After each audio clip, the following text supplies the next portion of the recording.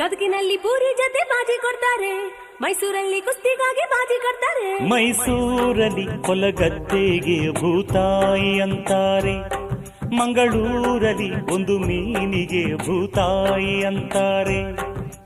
ನಿಮ್ ಕಡೆ ಭಂಗಿ ಅಂದ್ರೆ ಹೋಗಿ ಸೊಪ್ಪು ಹಚ್ಚುವುದು ಸೇದುವುದು, ನಮ್ ಕಡೆ ಭಂಗಿ ಅಂದ್ರ ಚೊಕ್ಕ ಮಾಡು ಮಾನವರ ನಾಮವದು. ಸಾವಿರ ಹೂವ ಎದೆಹನಿ ಬೇಕು ಜೇನಿನ ಗೂಡಾಗಲು, ಸಾವಿರ ಭಾವ ಸಂಧಿಸಬೇಕು ಕನ್ನಡ ನಾಡಾಗಲು. ಗುಡಿಗೇರಿಯಾದರೇನು ಮಡಿಕೇರಿಯಾದರೇನು, ದುಡಿಬೇಕು ನಾವು ಮೊದಲು ಧಣಿಯಾಗಲು. ಬಂಗಾರರ